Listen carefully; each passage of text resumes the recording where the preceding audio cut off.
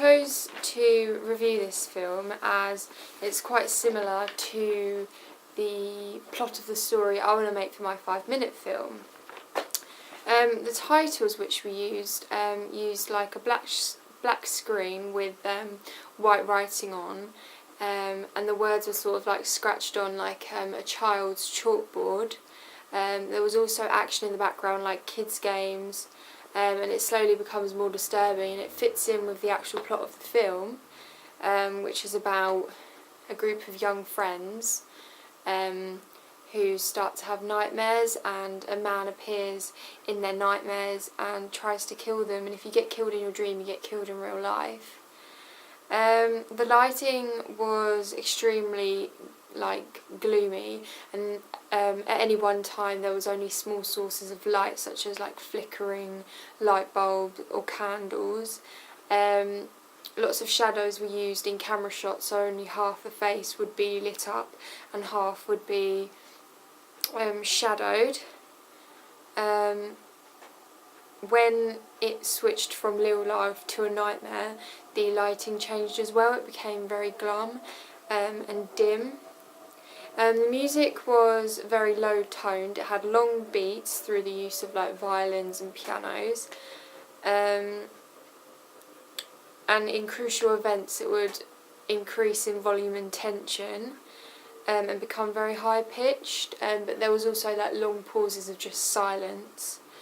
It was set in like local areas such as local cafes where the young people used to hang out, the young people's like houses, and then the crucial setting was the primary school where all the nightmares stemmed from. They were all quite deserted and like alienated and quite isolated, just like so only the characters could really access it. The characters used were obviously the group of young people. They just seemed rather ordinary, which sort of links with their costume. It was just everyday, like jeans and a top. The villain was from the past. He was sort of a repressed memory which was becoming even more real, and he was very burnt, because that's how he died. He also wore quite distinct clothes. He wore jeans and then a red striped top, which one of the girls actually ripped off him. Editing, when it switched from real life to a nightmare, the scenery switches. One example would be when a girl is in class, she falls asleep but she doesn't know it, and the room switches to the normal classroom to a rather burnt out, like alienated classroom. There's also editing where Freddy Krueger, who's the villain, he comes through the wall and attacks the girl in bed. The use of sound, there's like key sounds such as thunder and lightning, which links to the weather.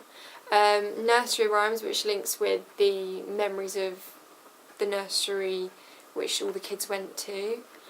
And also scratching down a chalkboard, which links back to the beginning of the movie with the title sequence. Mise-en-scène such as old photos, which sort of trigger the character's memory of Freddy Krueger, and the crucial 3 scratches which he puts across people's bodies, because his hands are swords basically. Camera shots, there's point of view shots, close-up shots obviously to show emotion, long shots down corridors so the character appears to be just a silhouette. That mainly happened with Freddy Krueger himself, so you could sort of really see like the swords on his fingers and things like that. And a 2-shot, when Freddy and one of the characters are together, it sort of circles them, does a 360-degree angle, so it makes the audience feel as though they are part of the scene. I thought this movie was very good. The reoccurrence of Freddy Krueger himself right from the offset sort of stems up to this climax where he eventually gets brought into the real world and killed. Things that I would use for my own film would be things like the mise en scène, when there's a key symbol or element in the film which leads to the climax. Also the lighting, using like just half the face lit up, so it's sort of unclear like what's going on behind them. And the characters, how like they're very unsuspecting, they just seem like ordinary people, but yet they've got so much stuff going on in their life.